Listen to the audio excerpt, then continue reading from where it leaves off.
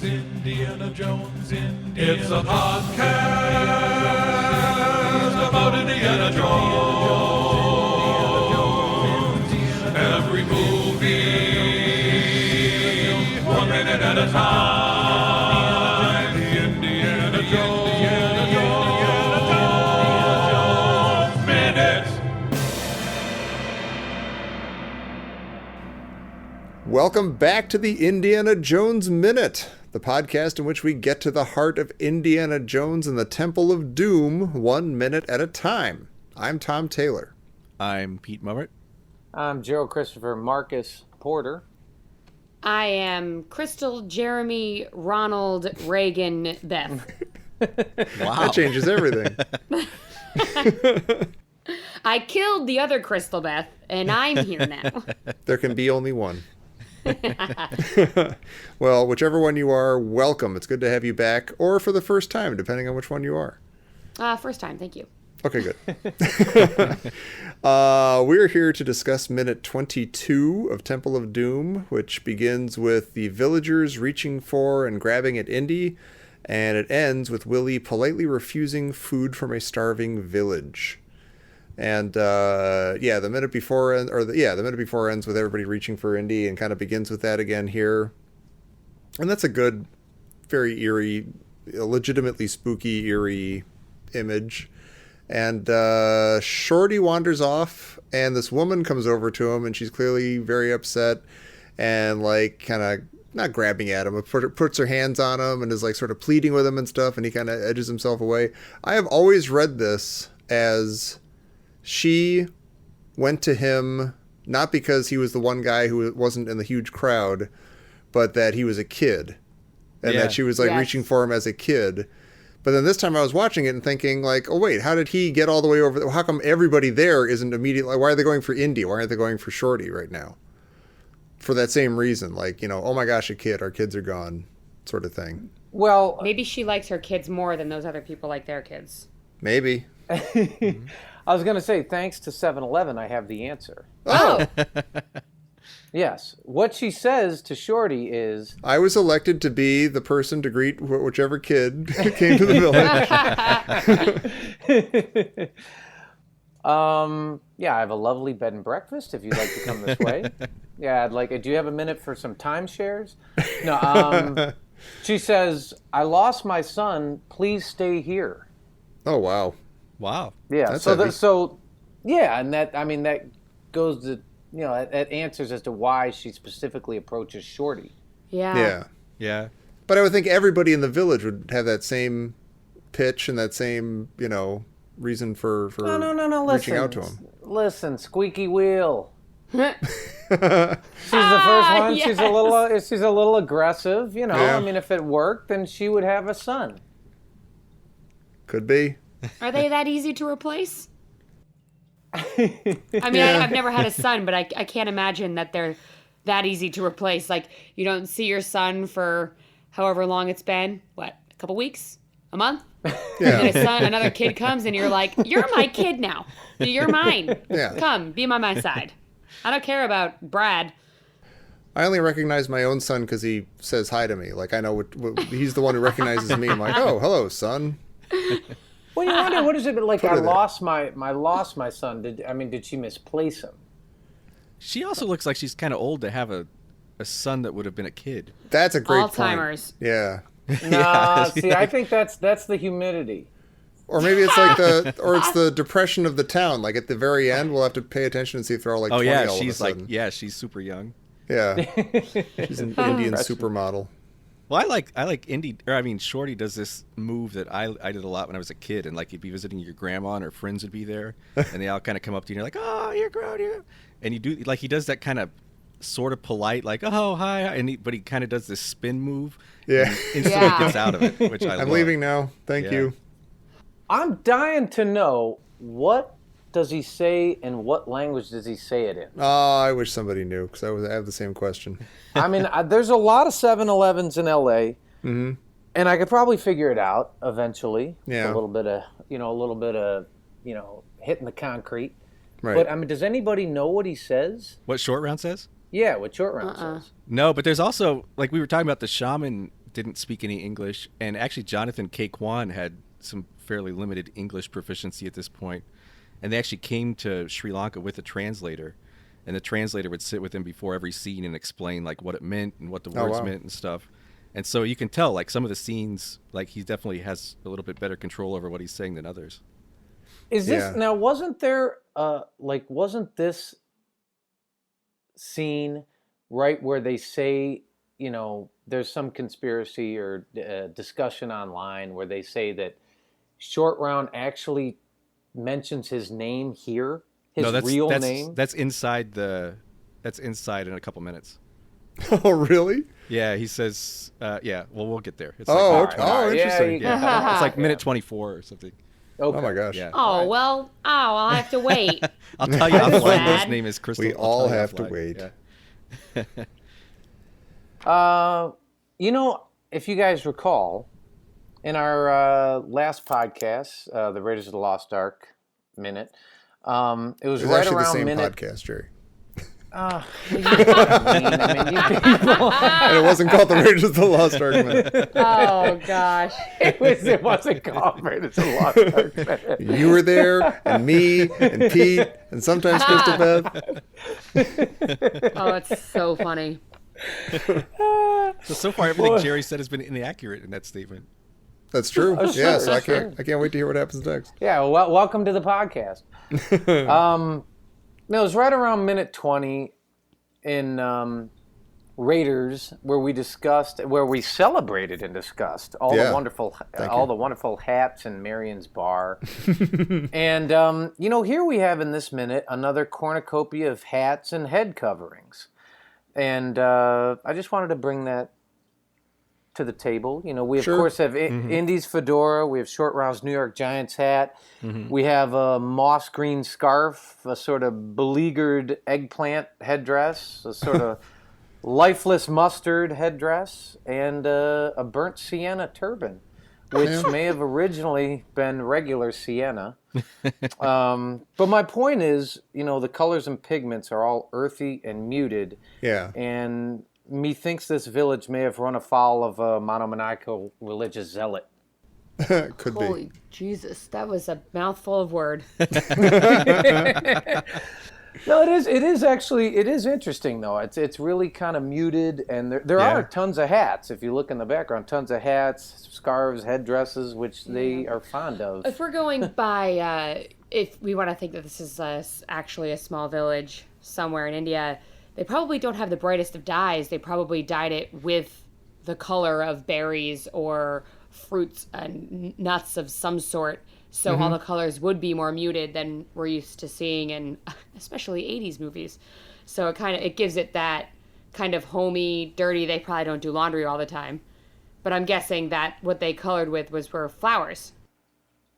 It lends a sadness to the scene, I guess, is what I was saying. Yeah, and if you keep watching it, I think a lot of this, the muted palette is intentional, because in some later scenes, a couple minutes from now, they'll actually, like, some of the people in the background are going to be in black and white, like they really wash it out, so you get that muted kind of desolate look.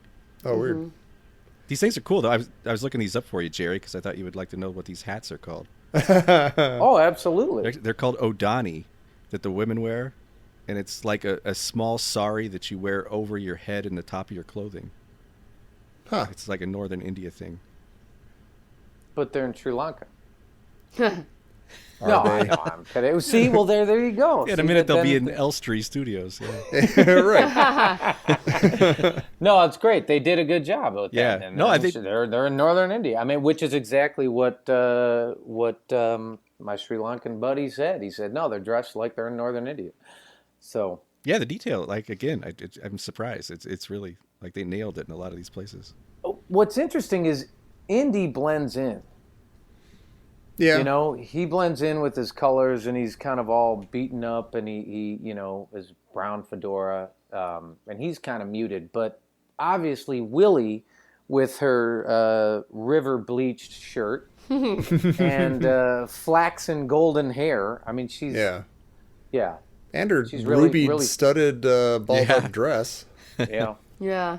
Yeah. I do Really love the sticking out. tableau in this shot, though, above Short Round with Willie and Indy just being completely still in a group of people that are petting them, and they've set up the circle so the people in front of them are kneeling so you can see them.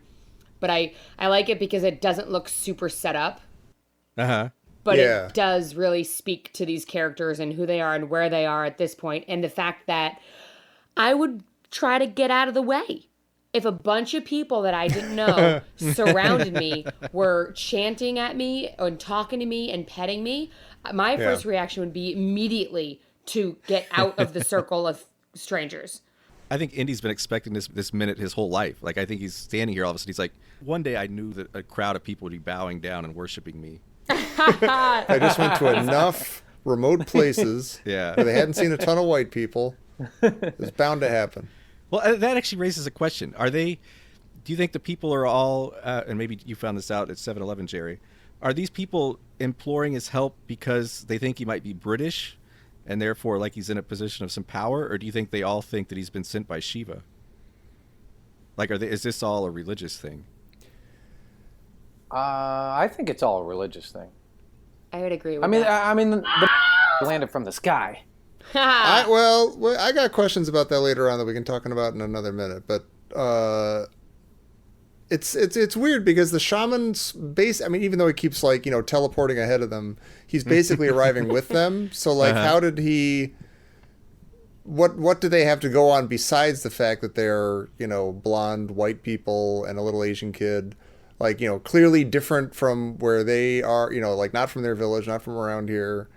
I almost want to say that it is more I don't know, like the shaman hasn't had a chance to tell them anything about hey, the people we were praying for here. That he did.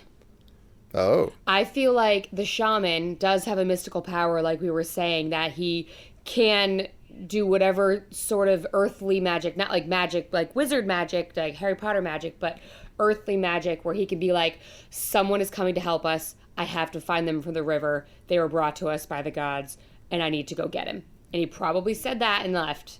That's what I would like to think. Yeah. Also, whoever he comes back with are the people who he thinks, because he is convinced there's nothing about this that he knows that they are there to help him. He was waiting. When you see them coming by in the boat, it's not like he walks up and sees. His legs are already there. He's standing. The boat's coming, and he immediately goes down and is like, yo, caw! Right that way. And he goes there, and everyone was waiting. So I think that maybe they weren't expecting a kid to be with them too, which is why only some of the women are freaking out. Maybe. No, I'm with you completely, Crystal Beth, on that. He's in control in this minute. The shaman is. Yeah, Yes. I think Yeah. that's right. Yeah. That actually makes a ton of sense. But I still have questions for later. But for right now, my question is, how in a village that's not only decimated and clearly suffering and struggling, and, they only have muted purples and pinks and stuff, they have these beautiful, vibrant green leaves that they're serving the food on.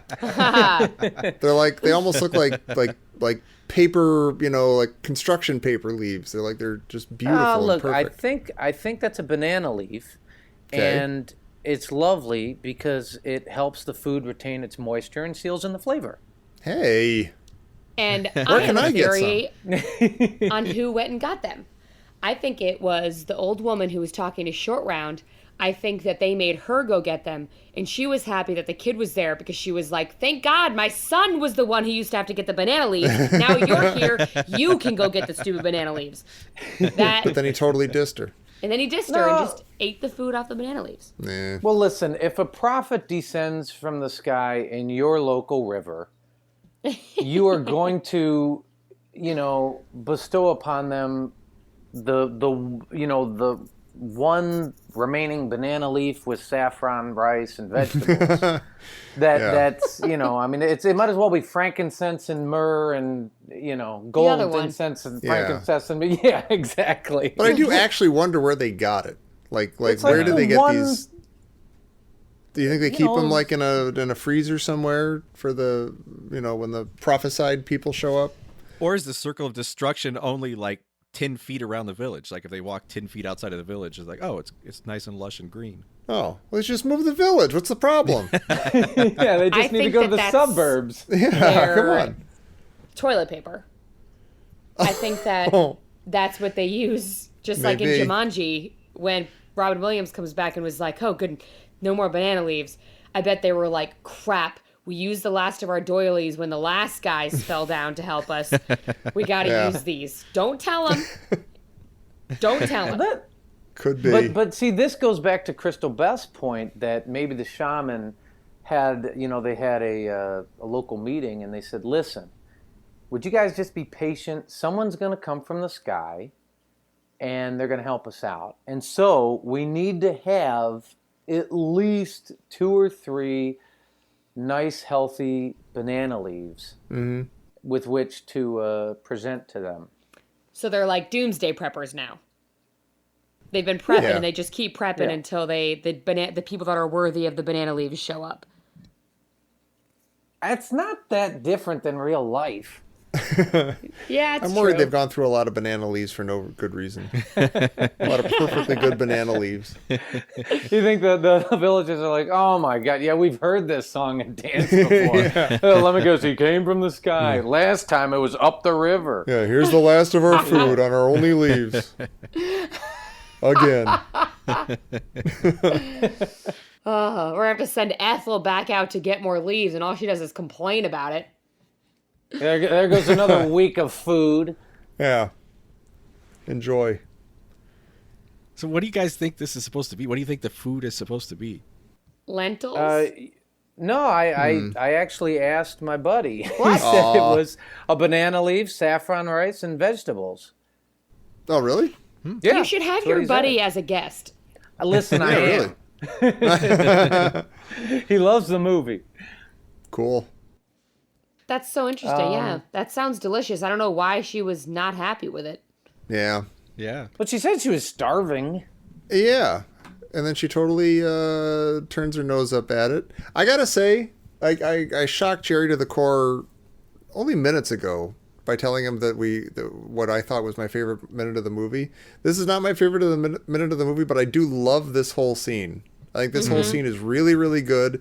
And what's especially fun about it this time is that I've always assumed that I hated it.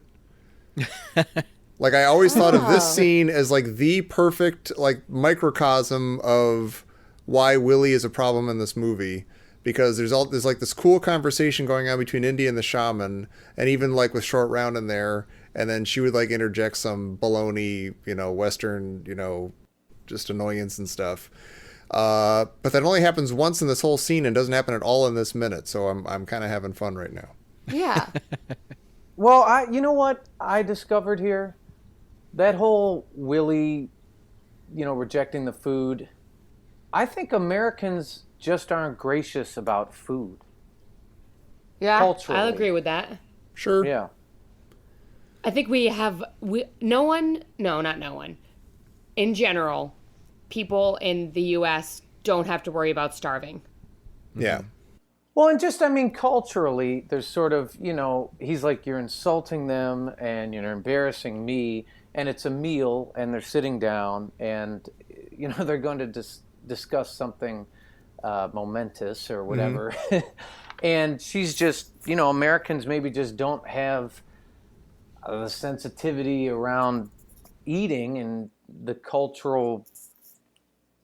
that other cultures do, and clearly, Indy does, but she kind of comes off here as an ugly American. Yeah. Right. A typical ugly American. And see, for a lot of the movie, she's just sort of like a shrill, and I'm not bashing her. I'm just saying that there are a lot of times in this movie where she is like, it's interjected in like the wrong times, that like, oh, there's this goofball American who's there for both, I don't know, cultural contrast, but also mostly like just like quick and easy. Boy, I can't think of words lately. I think I'm going senile already. No, but she's thinking, just what do they call it when something's funny? Comic relief. Humorous? Comic relief. Thank you very much. She's there for comic relief. Thank you. Yep. She's there for quick and easy comic relief, but then here in this scene, no, it's almost never funny. That's the thing. It's almost never funny. but here it's not even supposed to be funny. It's like it's a little more legit, a little more realistic and acceptable kind of. It works in the scene more with her being like, "Ew, yuck, I don't want this food," and him sort of being. I love the line. I love that you're embarrassing them and you're insulting them and you're embarrassing me. It works more like. Yes, she's a singer from, the Midwest who was just in like fancy Shanghai and now she's got to deal with this stuff. It's realistic that she'd be reacting this way. And it's not like she's not being stuck on our faces as like a gag right now. Mm-hmm. Right. And she does, when she's like, oh no, you can have it. It is a very natural reaction to be like, oh, well, I don't want it. You can have it. You don't think of it along the lines of they're giving it to you. You don't say, okay, oh my gosh. So my best friend is half Iranian, and her mom is full-on Persian woman. And I was thinking about this when you were talking about how Americans don't really see food the way other cultures do. And the Iranian culture, food is what they do. Like that is, it's the whole family works at it. All of them eat it together. They talk about it. It's beautiful. It's really great. But they continue to feed you, and if you say, no, I'm not hungry, they keep giving you food anyway. And if there's a thing, you have to say, I'm not tadalfing, which means that's Farsi for saying that you're not being polite by saying no, even though you want more. And my friend didn't tell me that this was a thing that happens in our culture, and their mom fed me, and I was raised to eat everything on the plate. Mm-hmm. She kept giving me more and more food to the point of where I threw up, but I didn't throw up. The food just got stacked so high up in my body that it was in my neck. And I'm trying not to be rude. And I found out like 8 years later that I'm not tadalfing is a thing you can say to Persians for them to stop feeding you. So it is a little bit of an insult to say, no, thank you, I'm not hungry anymore. You want to be like, oh, no, like, it's okay. But, like... Wow. And that's culture now, too. Like, takes place even further out with less globalization. I can't even imagine how offensive it is to say no. It's like slapping her across the face. And they're totally... they take it so well, though. I mean, like, they don't blink in their generosity. They're like, no, actually, go on, eat. What the woman, the one woman kind of presses on Willie's arm, and she says, like, eat. Yeah. But she's not, like, angry at her. She's saying, like, no. Come on, I'm on your side. You obviously need to eat. What's interesting here is we have Willie as sort of the ugly American, and Indy is the guy who's culturally sensitive. Mm-hmm. And the reason I'm bringing that up is, I mean, think about how we felt about that in Raiders of the Lost Ark.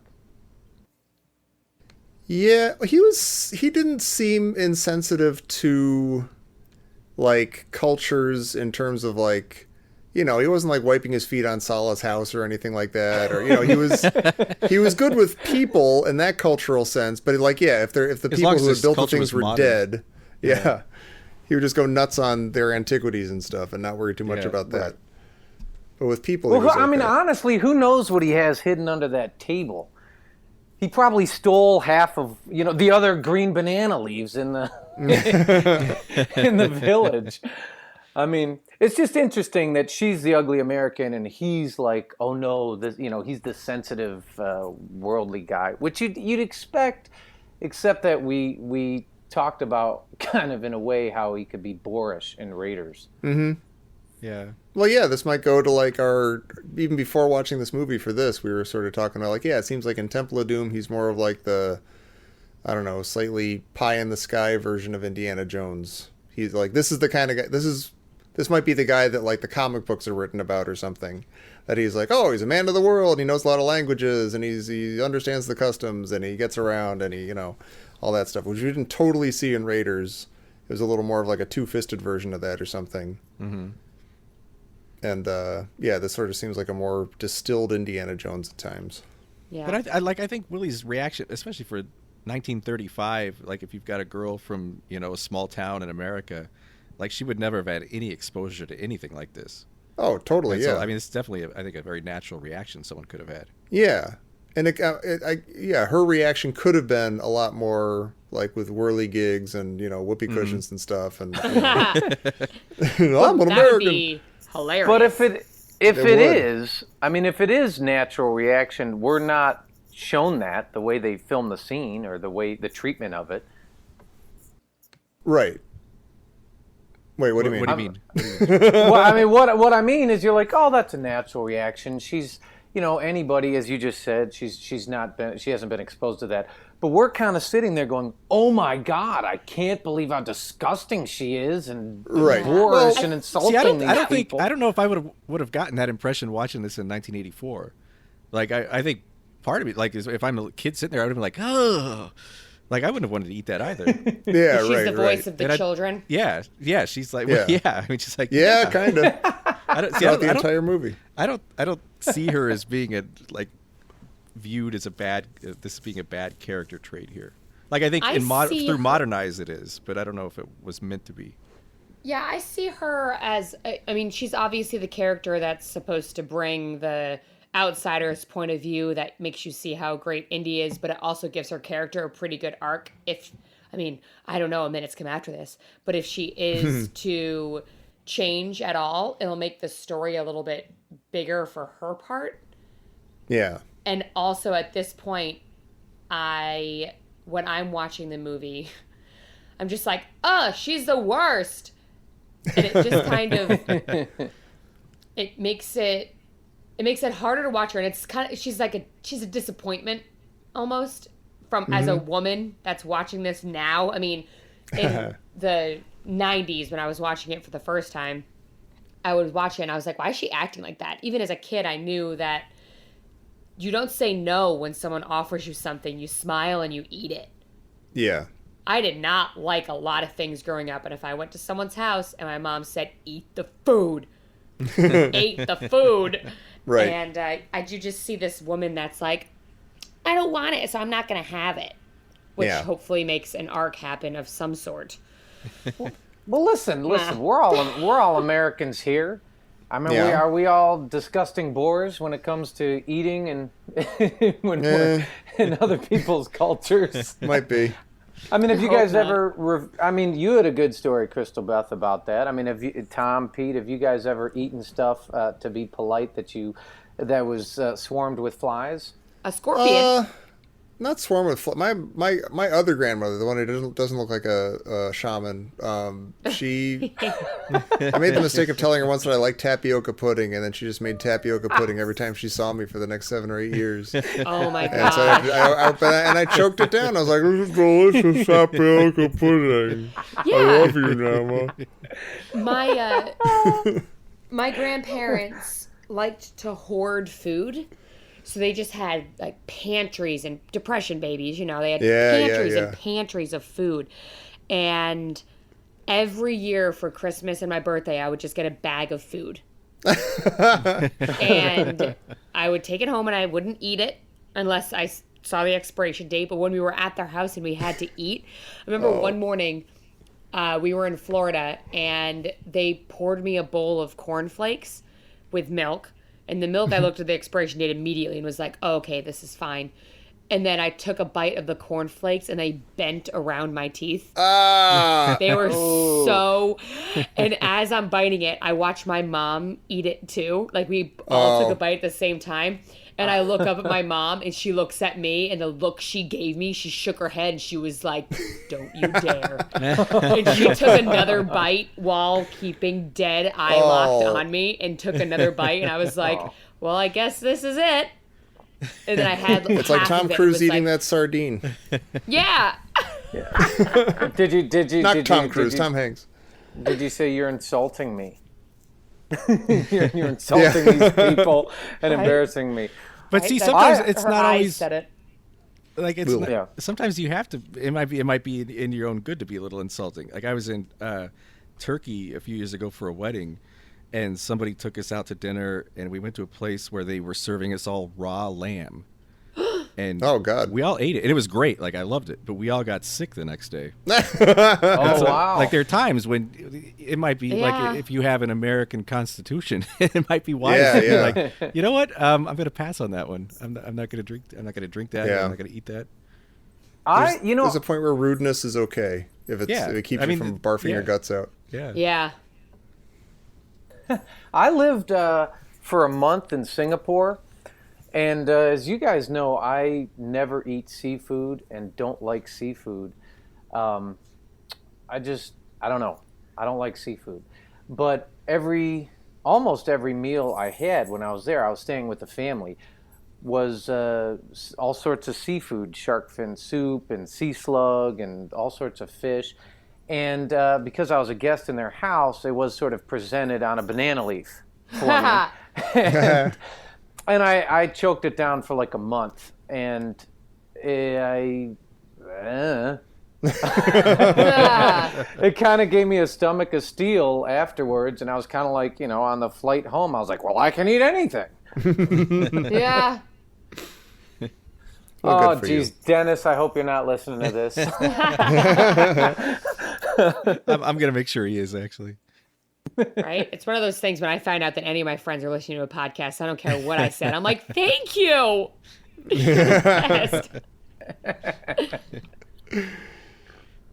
Well, we've got, on that note, we've got Shorty wearing Indy's hat here. Yeah. Oh, yeah. We were theorizing about his hat like a few minutes ago, weren't we? About like... Yeah, not wearing hats. We're wondering if he would take off his hat whenever Indy did or something. Yeah, but now we've got Shorty. And this whole scene, like, coming up, reminds me a lot of that dinner scene in Jaws where Roy Scheider's kid is mimicking everything. Oh, absolutely. I mean, it's directly. It's kind of a Spielberg trademark, I guess. But like Shorty, this whole scene is trying to be exactly like Dr. Jones. Mm-hmm. And here, like, it's cool. He's got the hat on and he's eating like he is and everything. Well, Pete, I got a question for you. Do you think the people in the village, like, are they Hindu or is the chief Sikh?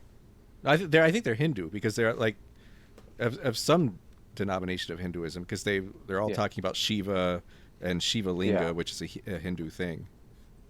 Now, the other 7-Eleven at the other end of the street, I actually went to, and the guy who owns it is Sikh. Mm-hmm. And I actually had him watch these minutes, and at first he was like, oh, that guy, the chief, he's like, that guy's Sikh. And I was like, oh, okay. But then he listened to him again, and he was like, they're not speaking Punjabi, and he was like, I don't know, maybe he's not. Maybe he's Hindu. And so it was just a question mark. It was like, yeah, I think they're Hindu. That guy, the chief, sort of looks like he might be Sikh, but I'm not sure. Well, the religion is all, the religious stuff they bring up is all Hindu. Is all Hindu, yeah. Right. And it's all like pretty, at the beginning at least, it's all pretty standard Hindu religious stuff. Right. I do like one other thing I like. This lady beside Willie is just beaming the entire time. Like, I think she might have gotten that's what I mean. Like, she's just watching her the entire time with this huge grin on her face. Yeah, there's like no recognition that like her food is being rejected or anything. She's just like, here you go. She's yes, so proud of it. You're shoving it away, but you want it. Yes, good. Hospitality with a smile. Oh God, story of my life. I'm like that girl in Waiting that's like super friendly at the tables, and then I get into the kitchen and I'm like, I was almost going to swear, but I don't want to make your job harder. So just picture me saying every single profanity in a row, going downstairs and then coming back upstairs to the freaking thing and being like, I'm so happy to be serving you right now. This is the joy. You bring me joy in my sad life. That's beautiful. Yeah, well, this woman here is going to be like, last banana leaves, and she's trying to shove it back in my face. With Right? She goes outside and points backwards and rolls her eyes so hard she almost falls over. Well,